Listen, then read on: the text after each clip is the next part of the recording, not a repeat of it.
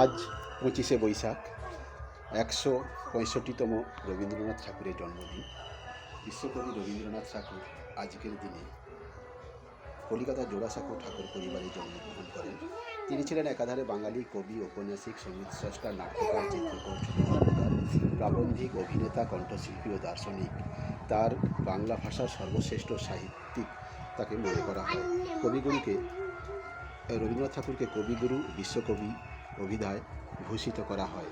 রবীন্দ্রনাথ ঠাকুরের 52টি কাব্যগ্রন্থ, 38টি নাটক, 13টি উপন্যাস ও 36টি প্রবন্ধ ও অন্যান্য গদ্য সংকলন। তার জীবদ্দশায় মোট 95টি ছোট গল্প, 1915টি গান, যথাক্রমে গল্পগুচ্ছ ও গীতবিধান সংকল্পের অন্তর্ভুক্ত করা হয়েছে। রবীন্দ্রনাথ ঠাকুরের যাবতীয় প্রকাশ গ্রন্থাকারে অপ্রকাশিত 32টি খণ্ডে রবীন্দ্র রচনাবলী নামে প্রকাশিত হয়েছে। আজ আমরা স্মরণ করছি কবিগুরু রবীন্দ্রনাথ ঠাকুরকে। কবিগুরু রবীন্দ্রনাথ ঠাকুর কি জয়! কবিগুরু রবীন্দ্রনাথ ঠাকুর কি জয়! শ্রেষ্ঠ সাহিত্য ঔপন্যাসিক রবীন্দ্রনাথ ঠাকুর কি জয়! শ্রেষ্ঠ গল্পকার রবীন্দ্রনাথ ঠাকুর কি জয়! শ্রেষ্ঠ প্রাবন্ধিক রবীন্দ্রনাথ ঠাকুর কি জয়! শ্রেষ্ঠ কণ্ঠশিল্পী রবীন্দ্রনাথ ঠাকুর কি জয়! শ্রেষ্ঠ দার্শনিক রবীন্দ্রনাথ ঠাকুর কি জয়! এখন সঙ্গীত পরিবেশন করবে সায়ন দাস।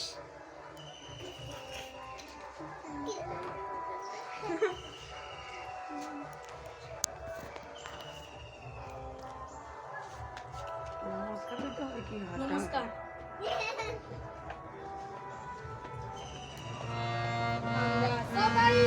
একসাথে গাও গাও। সবাই গাও।